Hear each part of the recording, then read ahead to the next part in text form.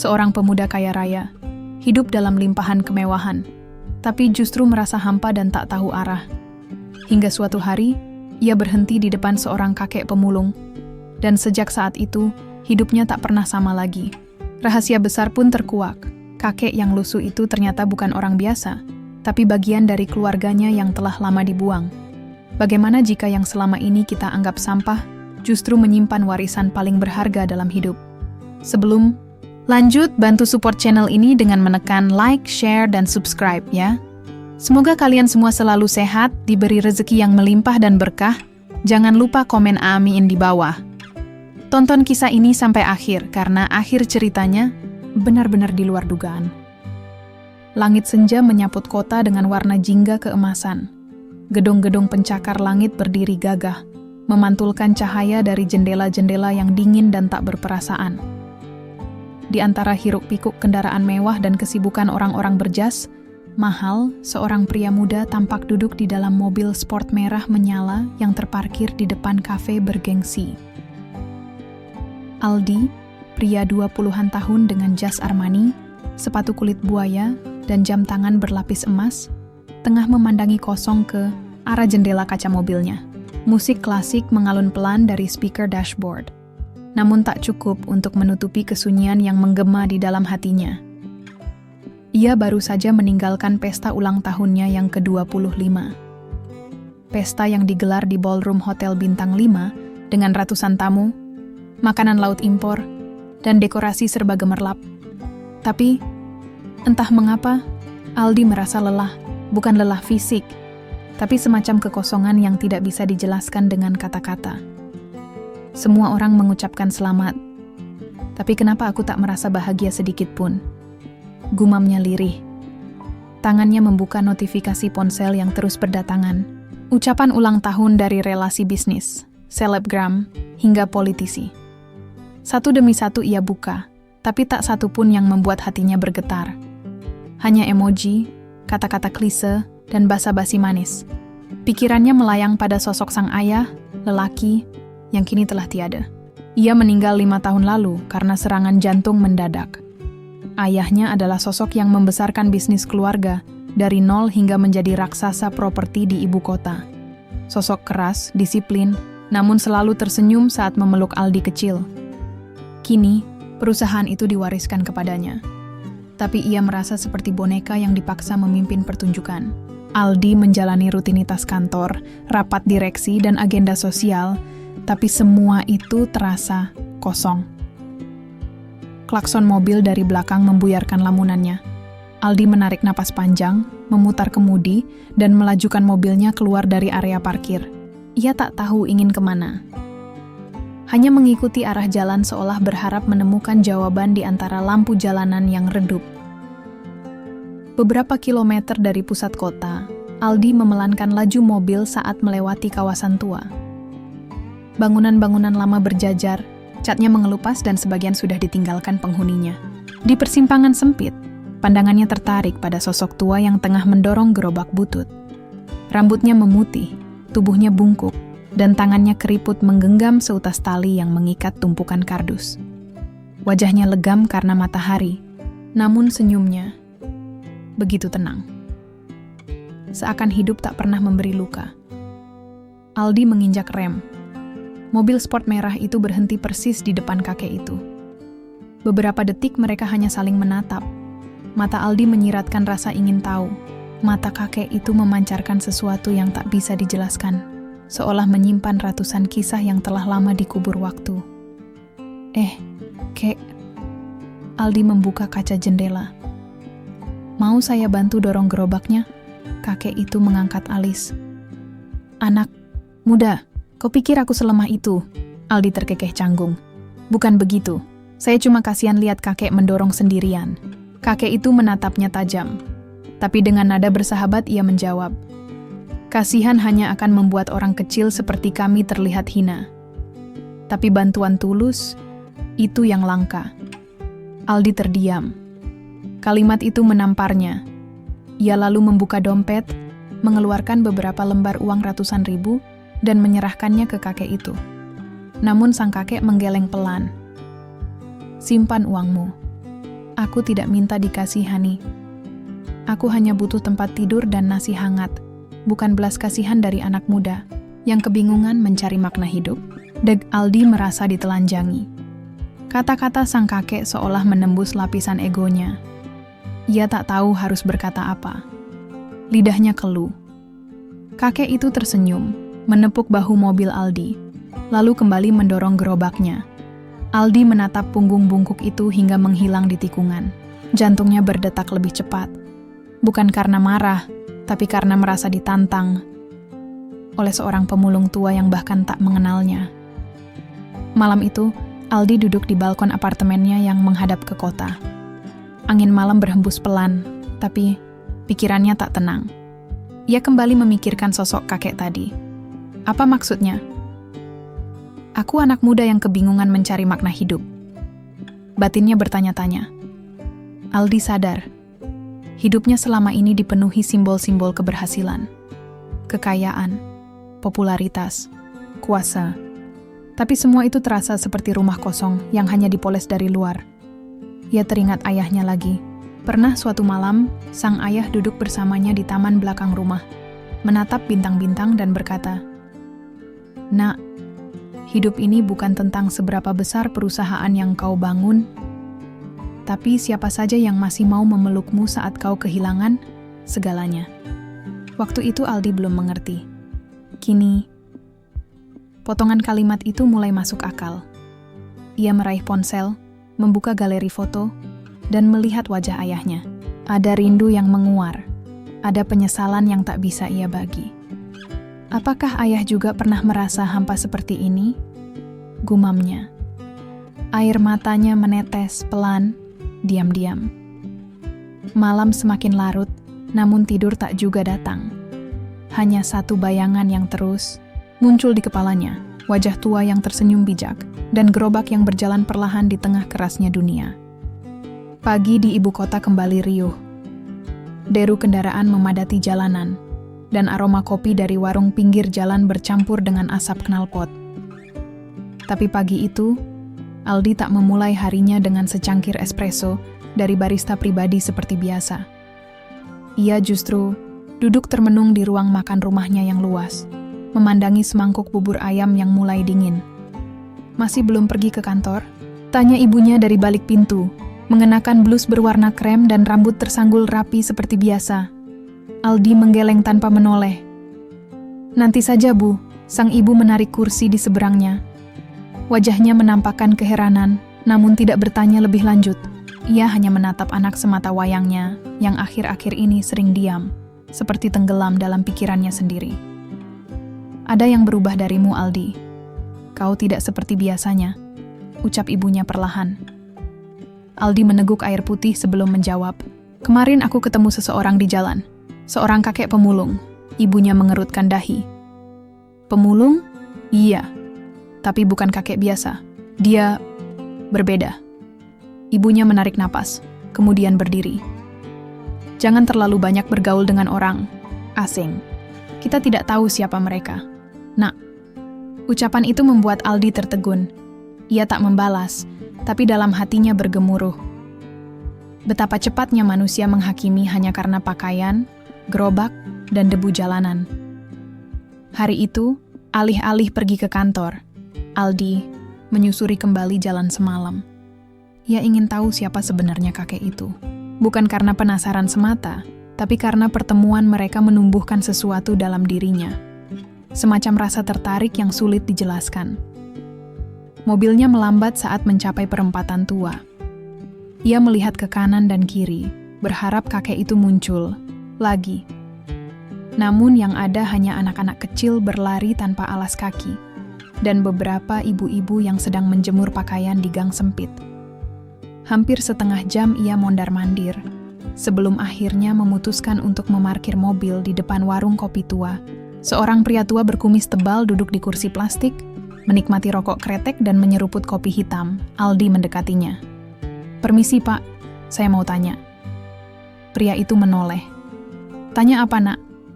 "Kemarin sore saya lihat seorang kakek pemulung lewat daerah sini. Bawa gerobak isi kardus. Rambutnya putih, jalannya agak bungkuk.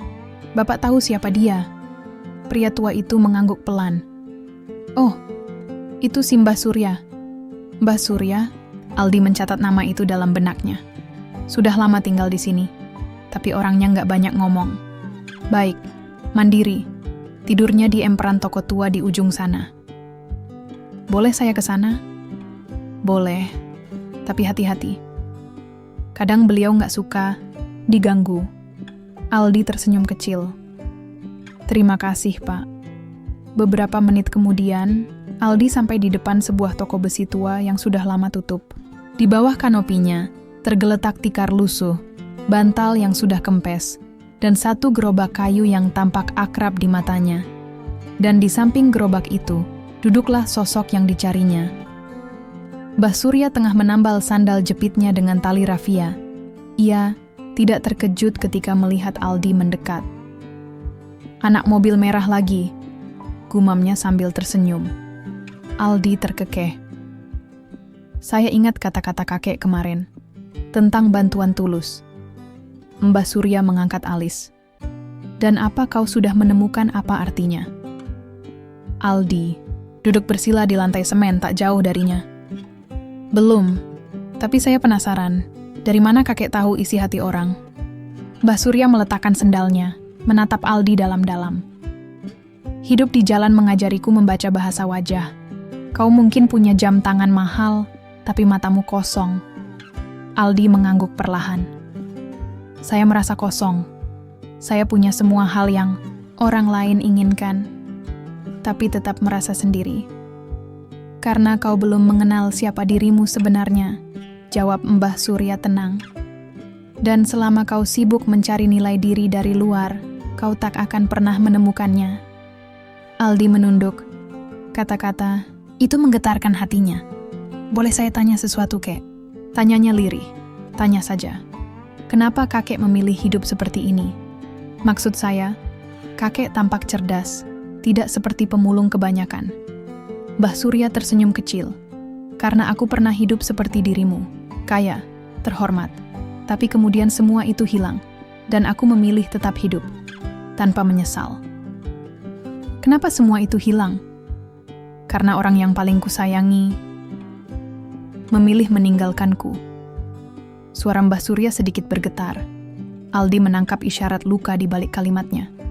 Tapi ia tak ingin memaksa. Aku pernah punya keluarga, istri, anak, rumah besar. Tapi satu kesalahan, satu pertengkaran, cukup untuk menghancurkan semuanya. Lanjutnya lirih. Aldi merasakan sesuatu yang familiar. Cerita itu seperti potongan dari kisah yang pernah ia dengar dari ayahnya. Apakah kakek pernah tinggal di Cibinong? Mbah Surya mengangkat kepalanya perlahan. Matanya melebar. Kau tahu dari mana? Aldi menahan napas. Ayah saya dulu pernah cerita, dia punya ayah yang keras kepala. Mereka bertengkar hebat, lalu tidak pernah bertemu lagi. Seketika udara terasa berat. Mata Aldi dan Mbah Surya saling bertaut. Penuh pertanyaan, harapan, dan rasa takut yang bersamaan. Siapa nama ayahmu? Tanya Mbah Surya pelan Aldi. Membuka dompet, mengeluarkan foto lama ayahnya yang disimpan di balik plastik tipis. Foto itu sudah buram, tapi cukup jelas. Mbah Surya meraihnya dengan tangan gemetar. Matanya berkaca-kaca. Ini anakku, bisiknya. Jantung Aldi berdegup kencang. Nama ayahmu? Bagas? Aldi mengangguk. Dan untuk pertama kalinya sejak mereka bertemu, Mbah Surya meneteskan air mata. Bukan karena sedih, bukan pula bahagia, tapi karena rasa yang hanya bisa dimengerti oleh hati yang pernah kehilangan sesuatu yang paling berharga. Hari mulai gelap. Namun Aldi masih duduk di sana, di samping seorang kakek yang baru saja diakuinya sebagai bagian dari hidupnya. Ia tak tahu apa yang akan terjadi esok, tapi malam itu ia merasa tidak sendirian. Angin malam meniup lembut tikar lusuh tempat Aldi dan Mbah Surya duduk berdampingan. Suasana di depan toko tua itu sunyi. Hanya sesekali suara kendaraan lewat memecah keheningan. Tapi di antara dua jiwa berbeda generasi itu, Tak ada kata yang terucap, hanya detak jantung yang berdebar, pelan, ragu, dan syarat makna. Mbah Surya masih menggenggam foto usang ayah Aldi dengan tangan gemetar. Matanya tak lepas menatap sosok dalam gambar, seolah menghidupkan kembali serpihan kenangan yang telah lama dibungkam oleh waktu. "Ayahmu masih hidup, Nak?" tanyanya akhirnya. Suaranya nyaris tenggelam oleh suara malam. Aldi menggeleng pelan. "Sudah meninggal 5 tahun lalu, serangan jantung." Mbah Surya menunduk. Tetesan air mata jatuh ke lututnya yang renta. Tangannya mengepal erat, seolah menahan penyesalan yang begitu dalam. "Aku bahkan tak sempat minta maaf padanya," ucap Mbah Surya lirih. Aldi menggigit bibirnya. Ia ingin menghibur, tapi kata-kata terasa tak cukup. Ia pun hanya duduk lebih dekat, menepuk pelan bahu kurus kakek yang ternyata adalah darah dagingnya sendiri. "Waktu itu," lanjut Mbah Surya dengan suara bergetar, "kami bertengkar hebat. Ayahmu masih muda, keras kepala, dan aku juga tak kalah kerasnya. Aku menentang pilihannya untuk menikahi ibumu, karena dia bukan dari keluarga berada. Aku takut dia akan kehilangan segalanya." Aldi terdiam. Cerita itu terdengar seperti dongeng getir yang akhirnya bersambung dengan hidupnya hari ini. Setelah pernikahan itu, ia pergi, tidak pernah kembali. Dan aku terlalu sombong untuk mencarinya, ujar Mbah Surya menunduk dalam. "Kenapa sekarang kakek di jalan? Kenapa tak pernah mencoba kembali?" "Aku pernah," jawabnya. "Setelah ibumu dan ayahmu punya kamu, aku mendatangi rumah mereka diam-diam.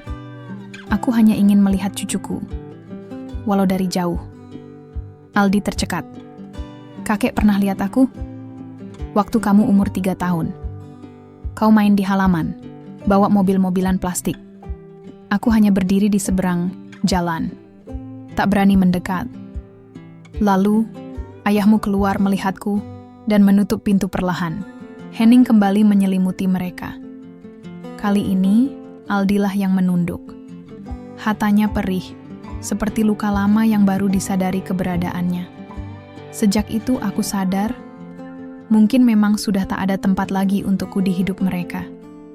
Jadi aku memilih pergi.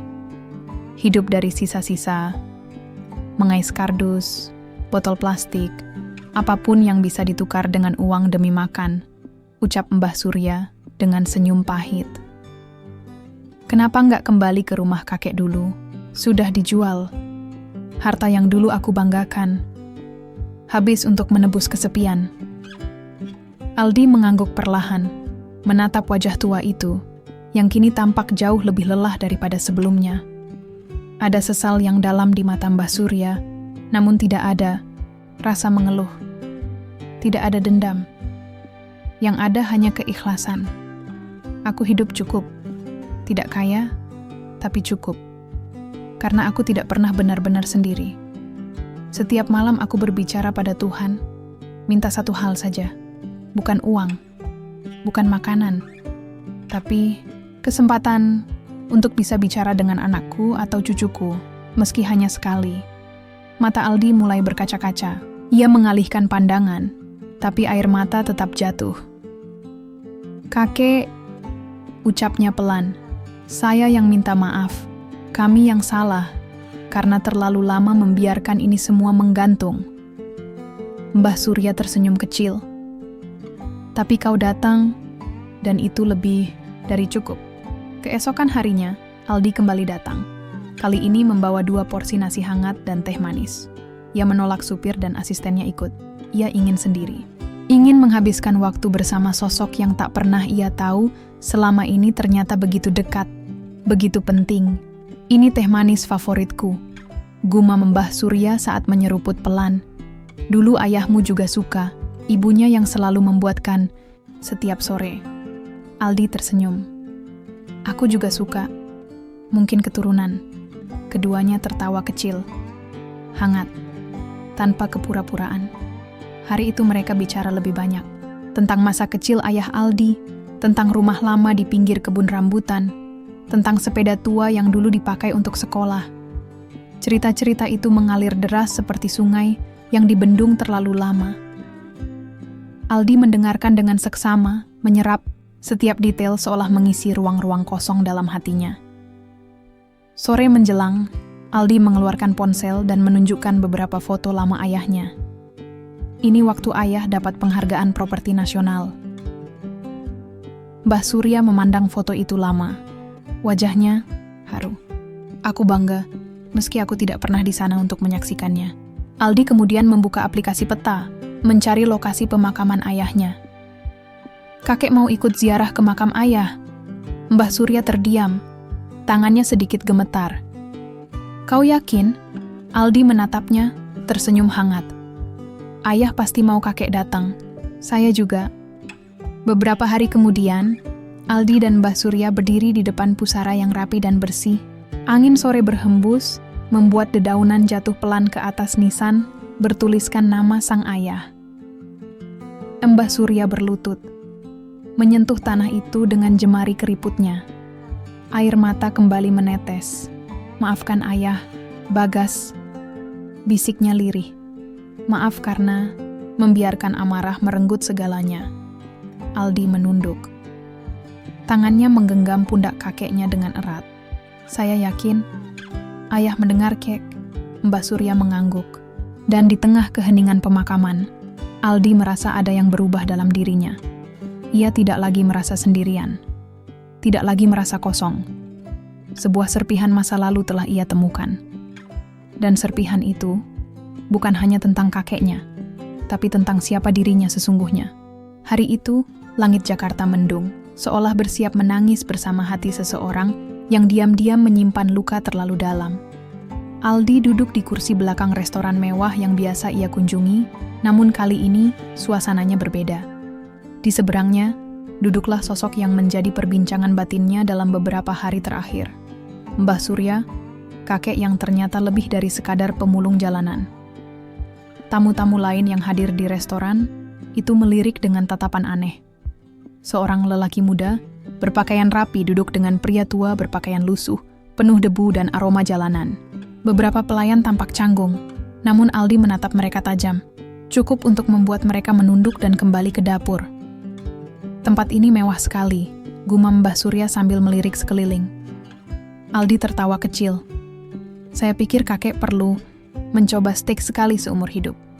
Mbah Surya tersenyum, lalu berkata, dulu, waktu aku masih punya usaha kecil, aku pernah makan di tempat seperti ini, tapi tak pernah merasa senyaman sekarang. Aldi terdiam. Ucapan itu membuatnya sadar. Kenyamanan bukan dari kursi empuk atau langit-langit berlampu kristal, melainkan dari siapa yang duduk di seberangmu. Kalau begitu, artinya saya berhasil membuat kakek bahagia hari ini. Mbah Surya mengangguk. Kau berhasil, lebih dari yang kau kira. Di sela-sela hidangan, Aldi mengeluarkan buku catatan kecil yang biasa ia bawa ke rapat. Ia membuka halaman kosong, lalu menulis satu kata, warisan. Kakek percaya warisan itu selalu soal uang? Mbah Surya menggeleng cepat. Tidak, uang bisa habis. Warisan sejati adalah nilai hidup yang kita wariskan. Tentang bagaimana kau memperlakukan orang. Tentang keberanian memilih benar meski menyakitkan. Aldi mencatat. Boleh saya tanya sesuatu yang lebih pribadi, kek? Tentu. Dulu, kakek bilang pernah menyelamatkan seseorang dari kebakaran. Siapa orang itu? Mbah Surya menarik napas panjang. Matanya menerawang keluar jendela, ke arah hujan yang mulai turun pelan. Itu malam yang tak akan kulupakan. Rumah semi permanen di pinggiran Cibinong terbakar karena korsleting listrik. Aku sedang melintas dan melihat api sudah membesar. Dan kakek masuk ke dalam rumah itu? Ya. Tanpa pikir panjang, di dalam ada seorang pria muda tak sadarkan diri. Aku gendong dia keluar. Lalu, aku pergi begitu saja sebelum polisi datang. Aldi menatap wajah Mbah Surya dalam-dalam. Dan pria muda itu adalah ayah saya? Mbah Surya tersenyum, penuh getir. Ya, Aku tahu siapa dia saat melihat wajahnya di bawah cahaya lampu ambulans. Tapi aku pergi karena aku merasa tak layak lagi muncul dalam hidupnya. Aldi memejamkan mata. Rasa sesak menyelimuti dadanya. Seseorang yang begitu penting bagi keluarganya, begitu berjasa, justru hidup dalam bayang-bayang, terlupakan. Kenapa kakek nggak bilang dari dulu? Aku sudah terlalu jauh berjalan, di sisi yang tak terlihat, Nak. Orang tua sepertiku hanya bisa berharap anak-anaknya bahagia, meski tanpa kehadiran kita. Aldi menggenggam tangan kakeknya.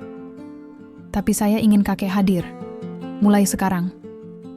Beberapa hari setelah pertemuan itu, Aldi mulai membawa Mbah Surya ke berbagai tempat.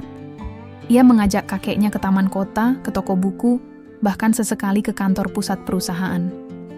Para karyawan terkejut, tapi Aldi tak peduli. Di salah satu momen, makan siang bersama staf direksi, Aldi bahkan berkata, "Perkenalkan, ini Mbah Surya. Beliau guru kehidupan saya." Karyawan hanya bisa mengangguk kaku, tak berani bertanya lebih lanjut. Tapi dari tatapan Aldi yang mantap, mereka tahu pria tua itu bukan orang sembarangan dalam hidup bos muda mereka. Suatu malam, Aldi dan Mbah Surya duduk di balkon apartemen tinggi milik Aldi. Lampu kota berkerlap-kerlip seperti bintang-bintang palsu. "Lihat kota ini, Kek. Semuanya penuh cahaya, tapi entah kenapa saya sering merasa gelap. Itu karena cahaya yang sesungguhnya tidak datang dari luar, tapi dari dalam," jawab Mbah Surya. Sambil memegang cangkir teh hangat, Aldi mengangguk. "Saya banyak belajar dari kakek. Dan saya sadar, perusahaan yang diwariskan ke saya mungkin besar, tapi tak pernah membuat saya merasa cukup." "Kau ingin menyerah?" "Tidak. Saya ingin mengubahnya, membuatnya lebih manusiawi." Mbah Surya tersenyum. "Kalau begitu teruslah berjalan, tapi jangan lupakan siapa yang berjalan di sampingmu." Aldi menatap kakeknya. "Saya justru ingin kakek berjalan bersama saya." Beberapa hari kemudian, Aldi menghadiri pertemuan keluarga besar. Ibunya, paman, bibi, dan beberapa kerabat berkumpul di ruang keluarga megah, membicarakan masa depan perusahaan. Namun Aldi datang dengan tamu tak diundang, Mbah Surya. Begitu mereka masuk, ruangan langsung sunyi. Sang ibu mematung, wajahnya pucat. Beberapa anggota keluarga tampak kebingungan, bahkan risih. "Ini siapa? Aldi?" tanya pamannya dengan nada tajam. Aldi berdiri tenang. "Ini Mbah Surya, ayah dari almarhum ayah saya." Seisi ruangan bergemuruh. Ibunya tampak terguncang. "Kamu gila," seru sang bibi, membawa pemulung ke rumah keluarga besar. "Ini?" Aldi mengangkat tangan menyuruh semua diam. "Sudah cukup. Kalian bilang peduli warisan. Tapi bagaimana dengan warisan yang sesungguhnya? Nilai hidup, maaf, pengakuan. Kalian mau semua ini tapi menolak sosok yang melahirkan akar dari semuanya?" Ibunya meneteskan air mata, menunduk. Ia tak mampu berkata apapun. Aldi berbalik menatap Mbah Surya.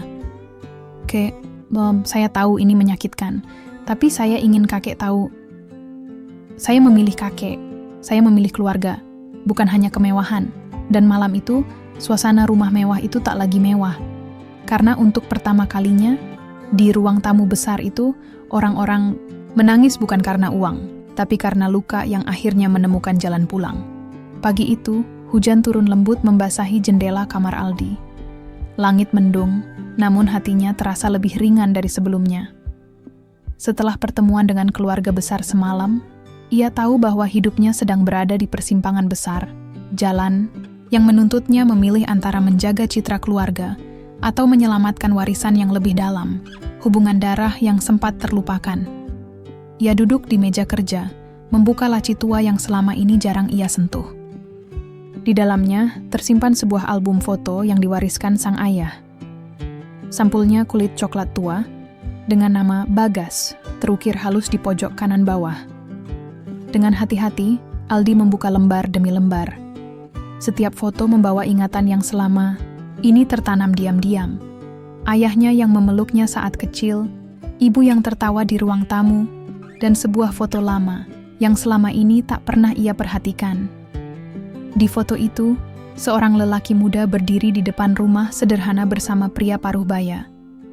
Rumahnya kecil, tapi senyuman mereka besar. Aldi mendekatkan foto ke wajahnya. Pria paruh baya itu Mbah Surya, bisiknya. Ia segera mengambil ponsel, memotret gambar tersebut, lalu mengirimkannya ke nomor ponsel yang baru saja ia berikan kepada Mbah Surya. Beberapa menit kemudian, balasan datang. Itu foto terakhirku dengan ayahmu. Waktu itu dia baru lulus kuliah dan masih belum tahu akan jadi apa. Aku yang memotivasinya untuk mulai usaha sendiri. Aldi terpaku. Ternyata, akar dari kejayaan keluarganya bukan hanya karena kerja keras ayahnya, tetapi juga karena dorongan dan didikan dari kakek yang kini hidup di jalanan. Hari itu juga, Aldi meminta salah satu staf kepercayaannya, Pak Ismail, untuk menyelidiki dokumen perusahaan di masa awal. Ia ingin tahu seberapa besar peran Mbah Surya dalam membangun pondasi bisnis keluarga mereka. Pak Ismail, pria berusia 50-an yang bekerja sejak masa ayah Aldi, datang ke ruang kerja sambil membawa map tebal berisi dokumen fotokopi. Ini semua catatan dari awal perusahaan, Mas Aldi, ucapnya hati-hati. Aldi membuka lembaran pertama. Di sana tertulis, modal awal disumbang oleh individu bernama Surya Winata dalam bentuk pinjaman lunak tanpa bunga. Kesepakatan dilakukan secara lisan, disaksikan oleh 2 saksi. Aldi menahan napas. Pak Ismail, ini Mbah Surya kan? Pak Ismail mengangguk pelan. Benar, Mas. Saya pernah dengar cerita dari Alm, Pak Bagas. Tapi waktu itu beliau bilang, hubungan mereka renggang dan tak pernah dibahas lagi. Aldi menutup map itu pelan. Matanya panas. Dadanya sesak oleh rasa, bersalah dan haru yang bercampur aduk. Berarti, seluruh bisnis keluarga kita berdiri di atas bantuan orang yang kita abaikan. Ucapnya lirih. Pak Ismail menunduk. Saya pikir, Anda sudah tahu apa yang harus Anda lakukan, Mas. Sore hari, Aldi menyambangi Mbah Surya yang tengah duduk di bawah pohon ketapang di halaman sebuah musala kecil. Di sampingnya, gerobak tua yang kini tampak bersih dan lebih terawat. Sejak Aldi membawakan selimut hangat dan sandal baru, Mbah Surya mulai terlihat lebih segar. Dari mana, Nak? Tanya Mbah Surya sambil menyeruput kopi dari termos kecil. Ada yang ingin saya bicarakan, Kek. Tapi sebelumnya, saya ingin memberikan sesuatu. Aldi duduk di sebelahnya dan mengeluarkan map yang tadi ia dapatkan dari Pak Ismail. Ia menyerahkan map itu kepada Mbah Surya dengan kedua tangan. Mbah Surya membuka perlahan. Matanya membaca setiap baris dokumen dengan gerakan lambat namun penuh perhatian. Saat sampai pada halaman yang menyebutkan namanya sebagai penyumbang modal awal, tangannya gemetar. Aku pikir semua itu sudah dilupakan, ucapnya pelan. Aldi menggenggam tangannya. Saya ingin mengembalikan semuanya. Nama kakek harus tercatat secara resmi sebagai pendiri. Dan saya akan umumkan itu pada peringatan ulang tahun perusahaan bulan depan. Mbah, Surya menatap cucunya, air matanya menetes diam-diam. Aku tidak pernah minta ini semua kembali. Tapi saya harus, Kek. Karena ini bukan soal meminta. Ini soal kebenaran. Hening sejenak, Mbah Surya menatap langit sore yang mulai berwarna emas. Dulu, aku pernah berpikir, anakku telah menelantarkan aku. Tapi kini, cucuku datang dan menarikku kembali dari tepi jurang sepi itu. Tuhan punya caranya sendiri menyusun ulang hati yang retak. Malam itu, Aldi kembali ke apartemen. Ia duduk di balkon, menatap langit berbintang. Tapi malam ini, langit tampak berbeda. Tidak lagi kosong, tidak lagi dingin. Ia menulis sesuatu di jurnal kecilnya. Aku bukan hanya pewaris uang dan properti. Aku pewaris kasih sayang yang sempat terlupakan. Dan tugas terbesarku adalah memastikan warisan itu tidak hilang lagi. Dan saat menutup jurnalnya, ia tahu satu hal pasti, hidupnya tak akan pernah sama lagi. Karena kini, Teka-teki masa lalu telah terjawab, dan jawaban itu mengubah seluruh arah langkah hidupnya.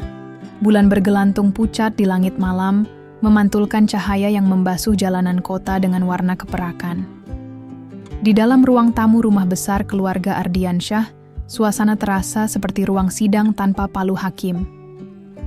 Hening, tegang, dan penuh tatapan yang tak saling percaya. Aldi berdiri di hadapan puluhan anggota keluarga besar, para komisaris, penasihat hukum, dan pemegang saham senior yang diundang secara khusus malam itu. Di belakangnya berdiri Mbah Surya dengan tubuh sedikit gemetar, mengenakan kemeja putih bersih dan celana panjang pemberian Aldi, meski sepatu ketsnya tetap sederhana. Paman Aldi, Pak Rudi, berdiri dengan tangan menyilang. Wajahnya merah karena emosi. Aldi, ini lelucon macam apa lagi? Kau mau mencantumkan nama seorang pemulung sebagai pendiri perusahaan kita? Aldi menatapnya tenang. Bukan pemulung, Paman. Beliau adalah ayah kandung dari ayah saya. Dan beliaulah yang memberi modal pertama untuk perusahaan ini berdiri. Semua ini berawal dari beliau. Omong kosong, sela Bibi Maria. Itu tidak pernah ada dalam catatan legal. Tidak ada dokumen. Aldi mengangkat satu dokumen bersampul biru. Memang tidak tertulis di kontrak resmi, tapi saya sudah menemukan salinan kesepakatan lisan yang disimpan Pak Ismail. Bahkan ada 2 saksi yang masih hidup dan siap bersaksi di depan notaris. Ruang tamu kembali sunyi. Beberapa orang mulai saling berbisik. Ada yang menunduk. Ada pula yang menggeleng pelan.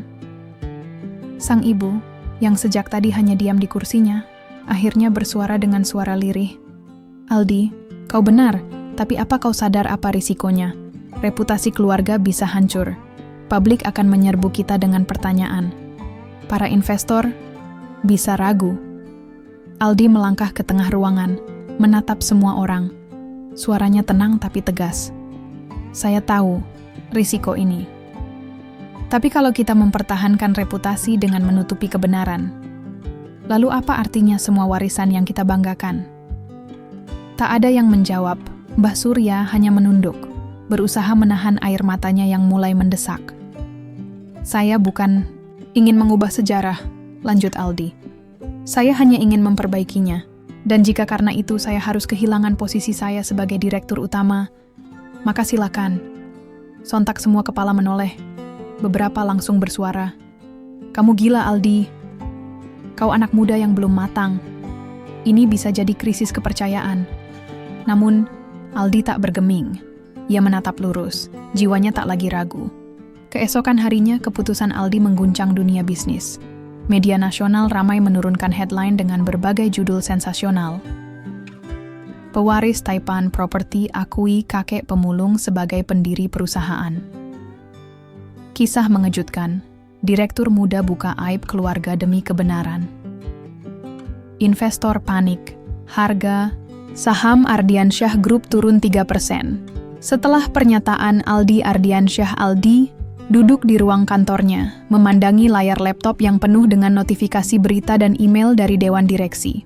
Beberapa nada mendukung, tapi sebagian besar ancaman halus untuk mundur. Ketukan di pintu membuatnya menoleh. Sekretarisnya masuk dengan wajah gelisah. Maaf Pak Aldi, ini dari pengacara internal. Mereka minta Anda mempertimbangkan ulang pernyataan di media. Aldi menerima map itu, lalu meletakkannya di atas meja tanpa membukanya. Sampaikan pada mereka, saya tidak akan mengubah keputusan saya. Sementara itu, di tempat tinggalnya yang sederhana, Mbah Surya duduk sambil menonton berita televisi dengan wajah penuh gelisah. Namanya disebut berkali-kali, wajahnya terpampang di media sosial, lengkap dengan sorotan sinis dan simpati campur aduk dari publik. Beberapa orang mulai datang ke warung-warung sekitar tempat tinggalnya hanya untuk melihat dari dekat siapa sih pemulung yang bikin geger jagat bisnis. Jadi itu bapaknya bapak pengusaha itu ya? Iya, katanya dulunya punya rumah besar, tapi jatuh miskin karena berantem sama anaknya. Hebat ya, akhirnya cucunya datang juga. Mbah Surya menunduk. Bukan karena malu, tapi karena tak ingin jadi pusat perhatian. Bukan ini yang ia harapkan. Yang ia mau hanya satu, bisa melihat keluarganya utuh kembali, tanpa disorot kamera, atau dijadikan komoditas media. 3 hari kemudian, Aldi menggelar konferensi pers di kantor pusat. Aula besar dipenuhi wartawan, kamera, dan mikrofon yang berebut tempat. Di sisi podium, berdiri Aldi dengan wajah tenang. Saudara-saudara sekalian, ucapnya mengawali, beberapa hari ini saya menjadi bahan pemberitaan karena keputusan saya mengakui kakek saya, Mbah Surya, sebagai bagian penting dalam sejarah perusahaan ini. Ia menghela napas. Saya tahu, ini bukan langkah populer, tapi kalau sejarah kita hanya diisi oleh yang tampak indah di permukaan, maka kita bukan mewarisi kebenaran. Kita sedang mewarisi ilusi. Kilatan kamera menyala bersahut-sahutan. Beberapa wartawan mengangkat tangan, namun Aldi melanjutkan. Saya tahu saham kami turun. Saya tahu investor resah, tapi saya percaya, kebenaran tidak akan menghancurkan perusahaan ini. Justru itulah fondasi yang harus kita tanam kuat-kuat. Di akhir pidato, Aldi menyebut rencana baru. Membuat yayasan keluarga dengan nama Warisan Surya, sebuah lembaga sosial yang membantu lansia terlantar dan anak-anak pemulung. Karena saya tahu, ucap Aldi lirih, di luar sana masih banyak Mbah Surya lain yang tak pernah dikenang, meski merekalah yang membuat generasi kita bisa berdiri hari ini. Satu persatu wartawan berdiri. Tepuk tangan menggema, bukan hanya karena pernyataan berani itu, tapi karena akhirnya mereka melihat ada pemimpin muda yang memilih jujur ketimbang citra. Namun di balik sorotan media dan pujian, tekanan tak lantas hilang. Dewan direksi mulai mengatur langkah untuk mengamankan citra. Beberapa komisaris mulai membujuk Aldi untuk menjauhkan Mbah Surya dari publik. Bahkan, rumor pemecatan Aldi sebagai CEO mulai berembus di forum internal. Malam itu, Aldi duduk bersama ibunya di ruang tamu. Sang ibu terlihat lelah, wajahnya tampak lebih tua dari biasanya. Aldi, ibu bangga padamu. Tapi ibu takut kamu akan kehilangan semuanya. Aldi memandang ibunya dalam-dalam. Bu, justru selama ini saya kehilangan sesuatu yang lebih penting dari semuanya. Hati saya sendiri. Ibunya terdiam. Lalu, air mata mengalir di pipinya. Waktu dulu ayahmu meninggal, ibu hanya ingin kamu kuat. Tapi mungkin, ibu salah. Ibu membesarkanmu untuk bertahan di dunia yang dingin, bukan untuk menjadi manusia seutuhnya. Aldi menggenggam tangan ibunya. Saya kuat, Bu, karena saya tidak lagi sendiri. Dan malam itu, untuk pertama kalinya dalam hidupnya, sang ibu meminta maaf. Bukan karena salah mendidik, tapi karena terlalu takut kehilangan hingga membiarkan luka keluarga terus berdarah tanpa pernah diobati. Hari-hari setelah konferensi pers itu berubah menjadi badai yang tak henti-hentinya menghantam Aldi dari segala arah. Setiap pagi, ponselnya berdentang tanpa henti. Notifikasi dari media sosial, email, panggilan dari para petinggi perusahaan, investor, hingga pesan-pesan kebencian dari orang-orang yang merasa terganggu oleh keberaniannya mengangkat nama seorang pemulung ke dalam lingkaran keluarga elite. Namun Aldi tetap tegak, meski dalam diam, hatinya mulai merasa guncang. Di ruang kerjanya, yang luas, dengan dinding kaca menghadap langit kota yang penuh pencakar langit, Aldi duduk sendirian. Tumpukan laporan menanti ditandatangani, tapi pikirannya tak bisa lepas dari satu hal, keputusan yang telah ia ambil, dan reaksi dunia terhadapnya. Pak, Aldi, ini dari Ketua Dewan Komisaris, ujar sekretarisnya sambil masuk dengan wajah tegang. Beliau ingin Bapak hadir malam ini di rapat darurat. Katanya penting. Aldi mengangguk pelan. Sudah ia duga. Sore harinya ia berdiri di hadapan belasan komisaris yang duduk melingkar. Wajah-wajah dingin menatapnya tanpa senyum.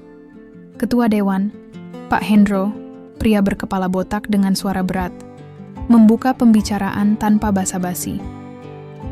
Aldi, kami semua sudah melihat dampak dari tindakanmu, baik di pasar saham maupun di opini publik.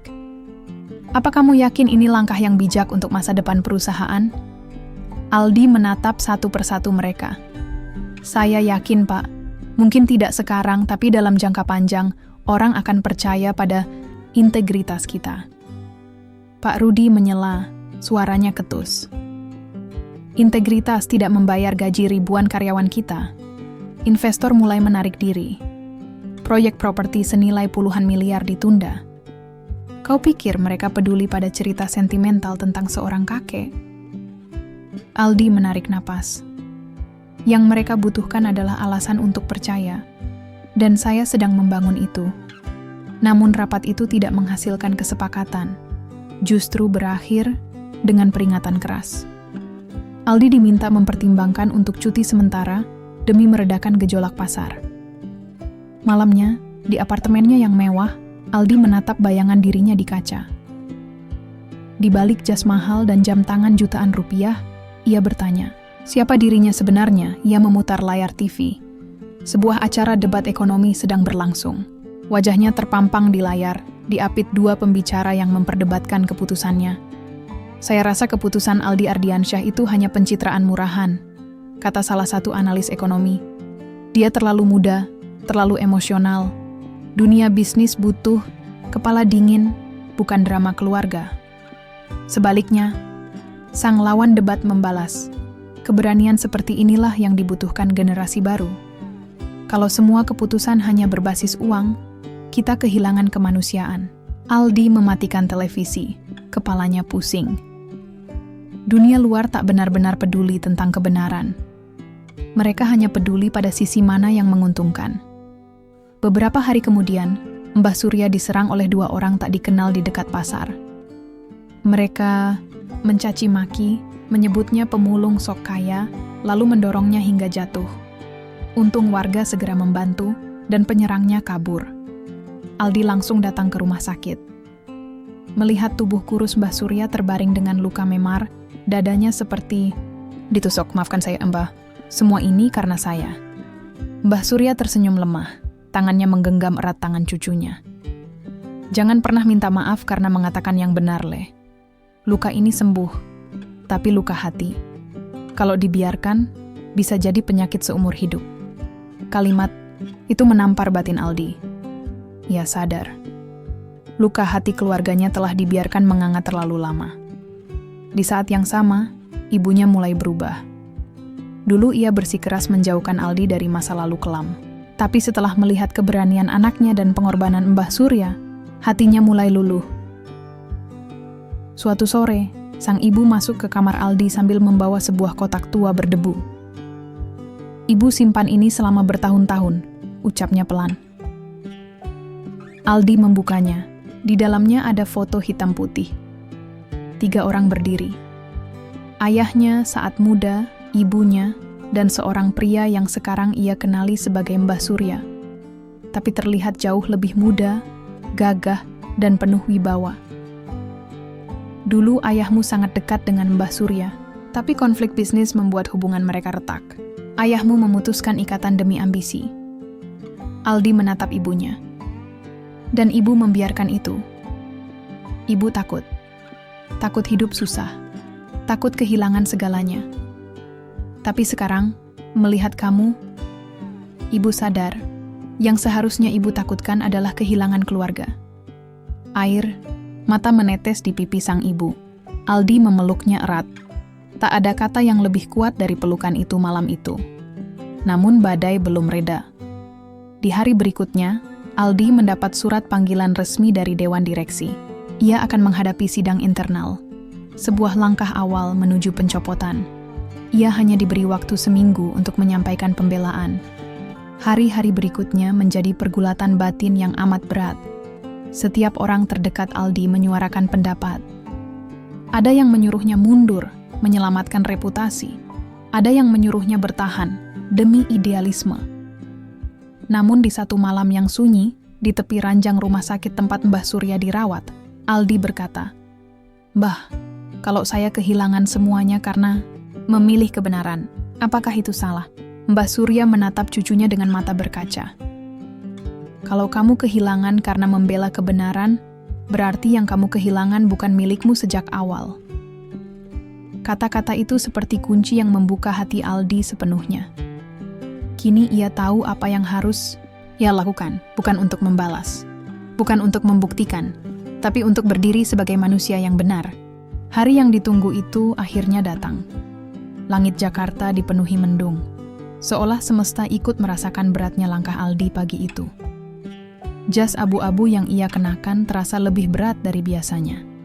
Bukan karena kainnya, tapi karena beban keputusan yang menanti di ujung hari. Gedung utama perusahaan, tinggi, mewah, berdinding kaca biru, tampak seperti istana dingin. Tangga marmer berkilau. Pegawai-pegawai menunduk hormat saat Aldi lewat. Tapi Aldi tahu, bisik-bisik di belakangnya tak bisa dihindari. Di mata sebagian orang, ia adalah pahlawan. Tapi di mata banyak lainnya, ia ancaman terhadap stabilitas yang sudah lama mereka nikmati. Ruang sidang internal dipenuhi suara pelan dan tatapan tajam. Belasan orang duduk melingkar, mengenakan jas hitam dan ekspresi kaku. Di tengah meja bundar itu, kursi Aldi menunggu. Tak ada sambutan, tak ada basa-basi. Ketua Dewan mengetuk meja 3 kali. Sidang dimulai. Aldi berdiri, menghela napas panjang. Saya tahu. Kehadiran saya hari ini bukan karena keputusan saya mencuri uang perusahaan. Bukan karena saya melakukan pelanggaran etika kerja, tapi karena saya memilih mengangkat martabat seseorang yang dianggap tidak layak berada di antara kita. Beberapa orang mengangkat alis. Ada yang langsung menyilangkan tangan dengan sinis. Saya tidak akan membela diri dengan statistik atau grafik keuangan. Saya hanya ingin menyampaikan satu hal. Jika perusahaan ini mau bertahan 100 tahun ke depan, kita harus lebih dulu belajar menghargai nilai kemanusiaan. Suasana hening Pak Rudi berdiri. Dengan segala hormat Aldi, perusahaan ini bukan tempat untuk menguji idealismemu. Kami bekerja demi hasil, demi keuntungan. Emosi tidak punya tempat di sini. Aldi mengangguk pelan. Saya tahu, karena itu saya sudah memikirkan ini baik-baik. Ia membuka map kecil di tangannya dan meletakkan satu surat di atas meja. Ini surat pengunduran diri saya. Efektif mulai hari ini. Semua mata langsung menatapnya. Pak Hendro berdecak. Apa, kamu sadar apa yang kamu lakukan? Kamu mundur demi seorang pemulung. Aldi menatap ketua dewan itu dengan mata penuh keyakinan. Saya mundur demi hati nurani saya. Dan demi warisan keluarga saya yang sebenarnya, yang bukan terletak pada saham, tapi pada kebenaran yang dulu dilupakan. Sore harinya, media gempar. Berita mundurnya Aldi dari perusahaan Ardiansyah Group menjadi topik utama. Televisi nasional menayangkan konferensi persnya. Potongan video Aldi berdiri dengan tenang, mengucap kalimat pamungkasnya, menjadi viral. Jika saya harus memilih antara kursi kekuasaan dan kebenaran, maka saya akan berdiri di sisi kebenaran, meski sendirian. Netizen bereaksi. Ada yang mencemooh, tapi jauh lebih banyak yang memberi dukungan. Tagar Nilan Aldi untuk kebenaran jadi tren. Bahkan orang-orang yang dulu sinis terhadap keputusan Aldi mulai membuka mata. Namun di balik sorotan kamera dan gemuruh komentar dunia maya, Aldi memilih diam. Ia kembali ke rumah sakit, mendampingi Mbah Surya yang baru saja keluar dari ruang perawatan. Di sebuah rumah sederhana di pinggir kota, mereka duduk berdua.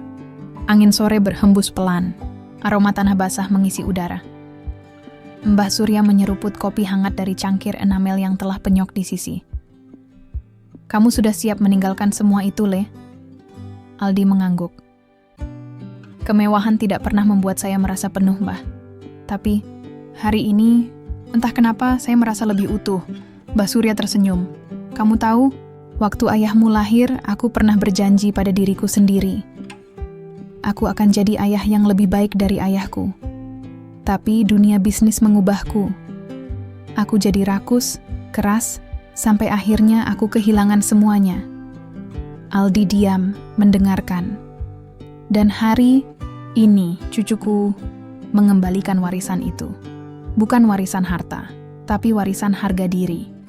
Air mata Aldi menetes, tanpa ia sadari. Ia mencium tangan Mbah Surya, dan memeluk pria tua itu dengan erat. Tak ada yang bisa menggantikan momen itu.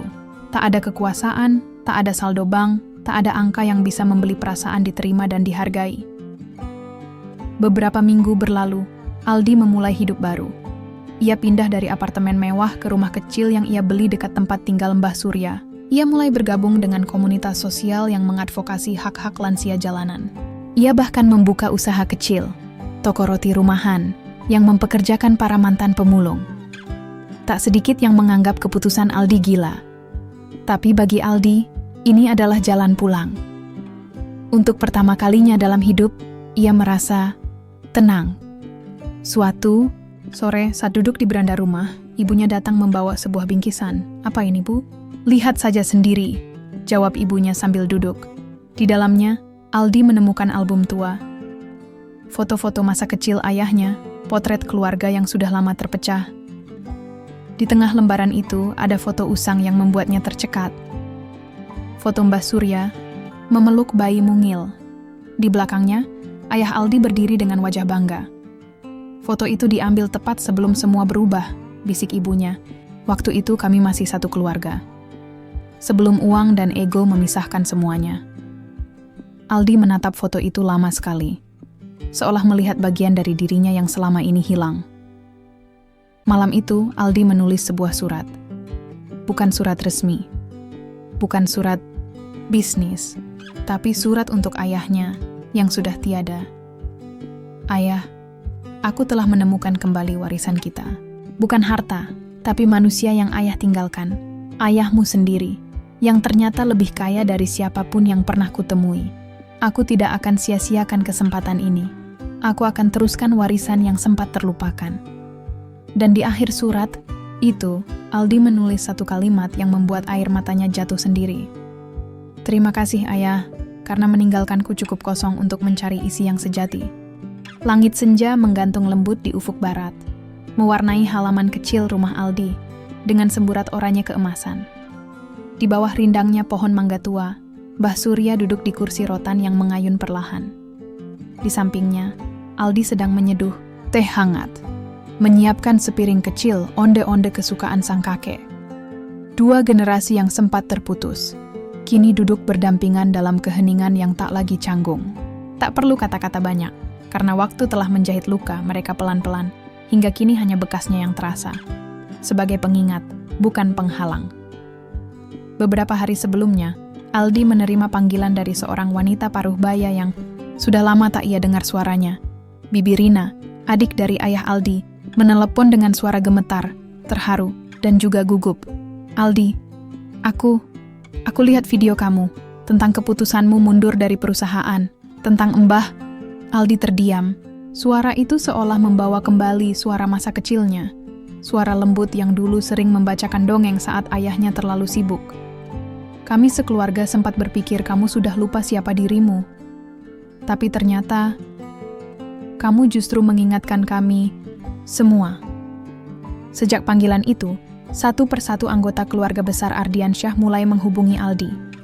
Tak semua datang dengan tangan terbuka. Beberapa masih terselubung gengsi dan luka lama. Tapi Aldi menyambut mereka dengan lapang dada. Ia tahu, proses menyatukan hati yang lama pecah bukan soal cepat, tapi tentang kesediaan untuk memulai kembali. Hari Minggu pagi, halaman rumah kecil. Aldi menjadi saksi bisu sebuah pertemuan keluarga yang tak pernah terjadi selama puluhan tahun. Meja panjang sederhana ditata di bawah pohon jambu, penuh dengan masakan rumahan. Sayur asem, tempe goreng, ayam bakar, sambal terasi, dan kerupuk. Bibi Rina datang bersama dua anaknya. Paman Eko, kakak dari ayah Aldi, tiba dengan langkah ragu, namun tak bisa menyembunyikan mata yang berkaca. Bahkan Bu Ratna, istri ayah Aldi dari pernikahan sebelumnya, ikut hadir, membawa kue lapis kesukaan Mbah Surya. Saat Mbah Surya keluar dari rumah dan melihat wajah-wajah yang dulu pernah menghujat dan menjauhinya, napasnya tercekat. Ia tak menyangka, tubuh renta dan reputasinya, yang sempat dicaci kini menjadi poros pemersatu kembali. Tak ada pidato, tak ada permintaan maaf berlebihan, hanya pelukan. Pelukan dari anaknya yang dulu menuduhnya serakah. Pelukan dari cucu-cucunya yang hanya mengenalnya lewat cerita buruk. Dan pelukan paling hangat datang dari Bibi Rina, yang membisikkan satu kalimat di telinga Mbah Surya, "Maafkan kami, karena butuh waktu lama untuk kembali." Air mata mengalir pelan di pipi keriput Mbah Surya. Ia tak berkata apapun. Tapi, dari sorot matanya, Aldi tahu, luka mereka mulai sembuh. Beberapa hari kemudian, Aldi mengadakan sebuah acara kecil. Bukan pesta, tapi sebuah peringatan sederhana untuk mengenang ayahnya. Ia mengundang anak-anak yatim piatu, para mantan pemulung, dan warga sekitar. Di halaman masjid kecil tempat Mbah Surya biasa mengantarkan makanan. Mereka duduk melingkar, mendengarkan tausiah, dan mengenang jasa almarhum Ardiansyah. Sebelum acara selesai, Aldi berdiri, membawa bingkisan kecil berisi makanan dan amplop bantuan. "Saya mungkin anak dari orang kaya," ujarnya pelan. "Tapi hari ini saya berdiri sebagai cucu dari pemulung yang berhati besar. Dan sebagai cucu itulah saya ingin memberi, bukan karena saya lebih tinggi, tapi karena saya pernah merasakan kosongnya hidup tanpa makna." Mbah Surya duduk di pojok ruangan, menyeka air mata sambil tersenyum. Sosok Aldi di hadapannya bukan lagi pemuda sombong yang dulu muncul dari mobil mewah, tapi pria dewasa yang menemukan jalannya, bukan lewat kekuasaan, tapi lewat cinta. Malam harinya, Aldi duduk di depan beranda, menatap langit penuh bintang. Di sampingnya Mbah Surya membawa sebuah kotak kayu kecil, berdebu dan sudah lapuk. "Ini dulu milik ayahmu," kata Mbah Surya sambil menyerahkan kotak itu. Aldi membukanya perlahan. Di dalamnya ada surat-surat lama. Beberapa tulisan tangan, ayahnya, puisi, coretan harapan, dan selembar surat yang belum pernah Aldi lihat sebelumnya. "Untuk ayah, maafkan aku. Aku terlalu keras. Terlalu takut menjadi seperti ayah, sampai aku lupa. Ayah bukan musuhku. Ayah adalah cermin tempat aku seharusnya belajar. Aku tahu ayah kecewa padaku. Tapi aku harap suatu hari nanti, anakku bisa menjadi jembatan yang menyatukan kita kembali." Ardiansyah Aldi menutup surat itu perlahan. Dadanya sesak. Surat itu seolah ditulis bukan hanya untuk Mbah Surya, tapi juga untuknya. "Dia ingin kamu menjadi jembatan, Le," bisik Mbah Surya, "dan kamu sudah menjalankannya." Di hari ulang tahun Mbah Surya yang ke-70, Aldi menyelenggarakan acara syukuran kecil di masjid yang sama. Para tetangga datang, keluarga besar hadir, dan puluhan anak-anak yatim bernyanyi ceria. Tak ada pesta mewah, tak ada tamu penting, tapi di antara tawa dan doa, ada satu hal yang paling istimewa. Kehadiran keluarga yang akhirnya utuh kembali. Mbah Surya meniup lilin dengan wajah berseri. Di belakangnya, Aldi memeluk bahunya erat, dengan air mata yang tak bisa disembunyikan. Lagi, "Terima kasih, Mbah, karena tidak menyerah padaku." Dan sang kakek menjawab lirih, "Kita semua pernah salah jalan, Le. Tapi kamu pulang." 3 bulan setelah hari ulang tahun Mbah Surya yang penuh kehangatan, kehidupan Aldi berubah drastis. Bukan dari segi harta atau status, tetapi dari arah dan tujuan hidup yang kini ia pilih sendiri. Gedung pencakar langit yang dulu ia pandangi, dengan angkuh, kini hanya menjadi latar belakang dari rumah singgah sederhana yang ia dirikan di pinggiran kota. Di atas papan kayu yang terpaku di gerbang kecilnya, tertulis, "Yayasan Warisan Hati, Rumah Harapan untuk Pemulung, Yatim, dan Lansia." Terlantar Aldi bukan lagi pemuda dengan setelan jas mahal dan jam tangan ratusan juta. Ia kini mengenakan kemeja, putih sederhana, celana kain lusuh, dan sepatu bekas yang ia bersihkan sendiri. Tapi tak seorang pun bisa menyangkal, sinar di wajahnya jauh lebih terang daripada dulu. Pagi itu, halaman yayasan dipenuhi suara tawa anak-anak yang sedang bermain. Beberapa lansia duduk santai di bawah pohon mangga, membaca buku atau mendengarkan dongeng dari relawan. Seorang wanita muda mengajari anak-anak menulis dan menggambar. Aldi menyapa satu persatu, membawa termos teh dan senyum hangat. Di ruang utama Mbah Surya duduk dengan tenang sambil memperhatikan semuanya. Tubuhnya tak sekuat dulu, tapi hatinya penuh damai. Ia melihat Aldi bergerak dari satu sisi ke sisi lain, membantu, mendengarkan, melayani. Dulu kamu hanya mewarisi nama dan kekayaan, gumam Mbah Surya lirih. Sekarang kamu mewarisi hati. Beberapa waktu lalu, Aldi menerima tawaran kembali ke dunia bisnis. Beberapa perusahaan besar mengajaknya menjadi komisaris. Bahkan ada yang rela menyerahkan jabatan direktur utama. Tapi Aldi hanya menggeleng. "Aku tidak ingin kembali membangun menara dari batu bata kosong," ucapnya lembut. "Aku lebih ingin menanam akar yang menumbuhkan pohon." Dan itulah yang ia lakukan. Ia menggunakan sisa hartanya untuk membeli lahan kosong, membangun rumah sederhana bagi para pemulung yang selama ini hidup tanpa arah. Ia menyediakan pelatihan kerja, kelas membaca untuk lansia, dan sekolah informal bagi anak-anak jalanan. Tak ada sekat, tak ada kasta. Semua dipersilakan duduk di meja yang sama, makan dari piring yang sama, dan disambut dengan senyum yang sama. Suatu sore, seorang pria berjas rapi datang ke yayasan. Ia adalah mantan rekan bisnis ayah Aldi, Pak Sugito. Dengan bingung ia bertanya, "Mengapa kamu memilih semua ini, Di? Kamu bisa jadi apa saja. Mengapa justru menjadi seperti ini?" Aldi menjawab dengan tenang, "Karena inilah warisan yang sebenarnya, Pak." Pak Sugito tercenung. Warisan bukan cuma uang atau nama besar, tapi bekas yang kita tinggalkan di hati orang lain. Dan selama ini saya mewarisi kehampaan. Sekarang saya ingin mewariskan harapan. Di ruang kecil yayasan, ada satu sudut khusus yang disebut Galeri Warisan. Di sana tergantung potret hitam putih ayah Aldi, Ardiansyah muda, sedang berjabat, tangan dengan Mbah Surya. Di bawahnya tertulis kalimat, "Salah paham bisa memisahkan darah, tapi cinta selalu menemukan jalan pulang."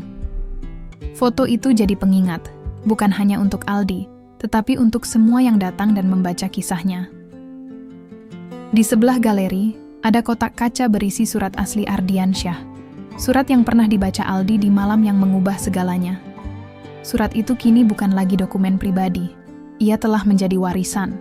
Bukan dari seorang ayah kepada anak, tapi dari generasi ke generasi. Beberapa bulan kemudian, Aldi menikah dengan seorang guru relawan di yayasannya. Pernikahan mereka diadakan sederhana, di halaman rumah singgah, diiringi rebana anak-anak jalanan yang tertawa riang. Di barisan depan, Mbah Surya duduk dengan wajah penuh syukur, memegang tangan Aldi dengan erat. Dalam hatinya ia tahu, perjalanan panjang mereka telah tiba di tempat yang seharusnya. "Warisan terbaik bukanlah harta yang kamu warisi," kata sang kakek lirih, "tetapi hidup yang kamu wariskan." Dan Aldi hanya menjawab dengan senyum dan bisikan, "Terima kasih, Mbah, karena aku tidak kehilangan arah." Malam hari setelah resepsi, Aldi menulis di buku hariannya, "Aku lahir sebagai anak konglomerat, tapi baru hari ini aku merasa hidup sebagai manusia yang utuh. Ayah, aku tahu kau melihatku dari sana. Terima kasih karena kau tak pernah berhenti percaya. Dan untukmu, Mbah, warisanmu bukan emas atau tanah, tapi keberanian mencintai walau disakiti, dan keyakinan bahwa keluarga, meski tercerai, bisa dipersatukan kembali." Lampu kecil padam perlahan, di luar, suara jangkrik bersahutan, dan di dalam hati Aldi, cahaya kecil menyala abadi, cahaya yang berasal dari warisan yang sebenarnya.